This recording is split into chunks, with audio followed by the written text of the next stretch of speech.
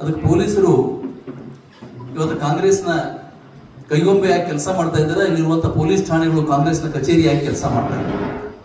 ಹಿಂದೆ ಬೀದರ್ ಜಿಲ್ಲೆಯಲ್ಲಿ ನಡೆದಂತ ಒಂದು ಪೋಸ್ಕೋ ಪ್ರಕರಣದ ಬಗ್ಗೆ ನಾನು ತಮ್ಮ ಮುಂದೆ ನವೆಂಬರ್ 10ನೇ ತಾರೀಕಿಗೆ ಒಂದು ಪತ್ರಿಕಾಗೋಷ್ಠಿ ಮಾಡಿ ನಾವು ವಿರೋಧ ಪಕ್ಷವಾಗಿ ಈ ರೀತಿ ನಡೀತಾ ಇದೆ, ಆರೋಪಿ ಸಾಕಷ್ಟು ಪ್ರಕರಣಗಳಲ್ಲಿ ಭಾಗಿಯಾಗಿರುವಂತಹ ಶಂಕೆ ಇದೆ, ಅದನ್ನ ತನಿಖೆ ಮಾಡಬೇಕು ಅಂತ ನಮ್ಮ ಶಾಸಕರು ನಾವೆಲ್ಲ ಕೂಡಿ ಒಂದು ಪತ್ರಿಕಾಗೋಷ್ಠಿಯನ್ನು ಮಾಡಿದ್ದೀವಿ. ಅದಕ್ಕೆ ಇಲ್ಲಿನ ಪೊಲೀಸ್ ವ್ಯವಸ್ಥೆ ನನಗೆ ಒಂದು BNS 179 ಅಂತ ಒಂದು ನೋಟಿಸ್ ಕೊಟ್ಟು ಕರೆದಿ 15ನೇ ತಾರೀಕಿನ ನೋಟಿಸ್ ಕೊಟ್ಟಿದ್ದೆ. 19ಕ್ಕೆ ನೀವು ಪತ್ರಿಕಾಗೋಷ್ಠಿ ಮಾಡಿದ್ರಿ, ನಿಮ್ಮ ಹತ್ರ ಏನು ಪುರಾವೆಗಳಿವೆ ತಂದು ಕೊಡಿ ಅಂತ ಹೇಳಿ 15ನೇ ತಾರೀಕಿಗೆ ತಾವು ಬಂದು ಇನ್ಸ್ಪೆಕ್ಷನ್ ಆಯೋಗ ಎದುರುಗಡೆ ಹಾಜರಾಗಬೇಕು ಅಂತ ಕೇಳಿದ್ರು. ಸರಿ, ಕಾನೂನು ಪ್ರಕ್ರಿಯೆ ಇದೆ, ಹೋಗೋಣ ಅಂತ ಹೋದೆ. ಆದ್ರೆ 14ನೇ ತಾರೀಕಿಗೆ ಪೊಲೀಸ್ ವರಿಷ್ಠಾಧಿಕಾರಿಗಳು ಹುಮನಾಬಾದ್ ಬಂದು ನೀವು ಇವತ್ತೇ ಬರಬೇಕು ಅಂತ ನನಗೆ ಪೊಲೀಸ್ ಸ್ಟೇಷನ್ ಕರೆಸಿದ್ರು. ಆದ್ರೆ ನಾನು ಕಾನೂನಾತ್ಮಕವಾಗಿ ನಾಳೆ ಬರ್ತೀನಿ ಅಂತ ಹೇಳಿದ್ದೆ.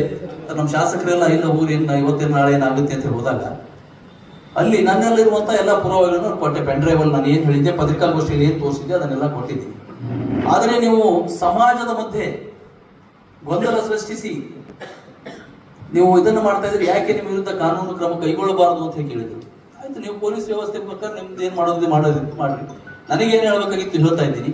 ಅದ್ರ ವಿರೋಧ ಪಕ್ಷದವರು ಏನು ಹೇಳಬಾರದು ಅನ್ನುವಂತ ವ್ಯವಸ್ಥೆ ಇವತ್ತು ಜಿಲ್ಲೆಯಲ್ಲಿ ನಿರ್ಮಾಣ ಮಾಡ್ತಾ ಇದ್ದಾರೆ. ಮೊನ್ನೆ ಕಬ್ಬು ಬೆಳೆಗಾರರ ಹೋರಾಟದಲ್ಲಿ ನಮ್ಮ ST ಮೋರ್ಚಾದ ಪ್ರಧಾನ ಕಾರ್ಯದರ್ಶಿ ರೈತ ಸಂಘದಲ್ಲೂ ಕೂಡ ಕೆಲಸ ಮಾಡ್ತಾನ ನಾವು KD ಗಣೇಶ್ ಅಂತ ಹೇಳಿ. ಜಿಲ್ಲಾ ಉಸ್ತುವಾರಿ ಸಚಿವರು ಆ ಹೋರಾಟದ ಸ್ಥಳಕ್ಕೆ ಬರಬೇಕಾದ್ರೆ ಅವನನ್ನು ಬೇರೆ ಕಡೆ ಪೊಲೀಸರು ತೆಗೆದುಕೊಂಡು ಹೋಗಿದ ನಂತರ ನಾನು ಬರ್ತೀನಿ ಅಂತಂದಾಗ ಪೊಲೀಸರು ಅವರನ್ನು ಅರೆಸ್ಟ್ ಮಾಡ್ತಾರೆ.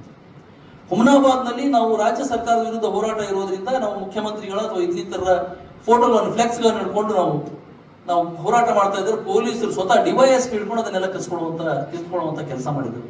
ಅದ್ರ ಎಲ್ಲೋ ಒಂದ್ ಕಡೆ ಇವತ್ತು ಪೊಲೀಸ್ ವ್ಯವಸ್ಥೆ ಏನಾಗಿದೆ ಅಂದ್ರೆ ಕಾಂಗ್ರೆಸ್ನ ಕೈಗೊಂಬೆಯಾಗಿ ಕೆಲಸ ಮಾಡ್ತಾ ಇದೆ. ಇವತ್ತು KD ಗಣೇಶನನ್ನು ಕೂಡ ಅಲ್ಲಿ ತೆಗೆದುಕೊಂಡು ಹೋದಂತಾನೆ ಎಲ್ಲ ಕಡೆ ತಮ್ಮ ಮೀಡಿಯಾದಲ್ಲಿ ನೋಡಿದ್ದೀನಿ. ನಾನು ಸ್ವತಃ ಪೊಲೀಸ್ ವರಿಷ್ಠಾಧಿಕಾರಿಗಳಲ್ಲಿ ಎದುರುಗಡೆ ನಿಂತು ಅದನ್ನು ಮಾಡಿದ್ದೆ. ಬೀದರ್ ಜಿಲ್ಲೆಯ ಪೊಲೀಸರಿಗೆ ಏನಾಗಿದೆ ಅರ್ಥ ಆಗ್ತಾ ಇಲ್ಲ. ಮೊನ್ನೆ ಬೆಂಗಳೂರಿನಲ್ಲಿ ಒಂದು ATM ದರೋಡೆ ಆಯಿತು. ಬೀದರ್ನಲ್ಲಿ ಆದಂತ ದರೋಡೆಗೆ ಸಿಮಿಲಾರಿಟಿ ಇತ್ತು ಹೆಚ್ಚು ಕಮ್ಮಿ. ಅದರಲ್ಲಿ 3 ದಿವಸ 4 ದಿವಸ ಒಳಗಡೆ ಎಲ್ಲ ಆರೋಪಿಗಳನ್ನು ಅರೆಸ್ಟ್ ಮಾಡಿ ಪೂರ್ತಿ ಹಣ ರಿಕವರಿ ಮಾಡಿದ್ದಾರೆ. ಇವತ್ತು ಇನ್ನು ಸ್ವಲ್ಪ ಏನೋ ಬರಬೇಕಿರ್ಬೋದು. ಅದು ನಾನು ಮಾಧ್ಯಮಗಳಲ್ಲಿ ನೋಡಿದ್ರೆ 90% ಹಣ ರಿಕವರಿ ಮಾಡಿದ್ದಾರೆ. ಅದು ನಮ್ಮ ಜಿಲ್ಲೆಯಲ್ಲಿ ಈಗ 10 ತಿಂಗಳು 10 ದಿವಸ ಆಯ್ತು. ಇವತ್ತಿಗೆ ಜನವರಿ 16 ತಾರೀಕಿಗೆ ಆದಂತ ದರೋಡೆ ಪ್ರಕರಣ. ಇಲ್ಲಿ ಒಂದು ಕೊಲೆಯಾಗಿದೆ. ಇನ್ನೊಬ್ಬ ಜೀವನ ಮರಣದ ಮಧ್ಯೆ ಹೋರಾಟ ಮಾಡ್ತಾ ಇದ್ದಾನೆ. ಇವತ್ತಿಗೂ ಸರ್ಕಾರದಿಂದ ಅವರಿಗೆ 5 ನಯಾ ಪೈಸೆ ಅವನಿಗೆ ಯಾವುದೇ ಪರಿಹಾರ ಸಿಕ್ಕಿಲ್ಲ.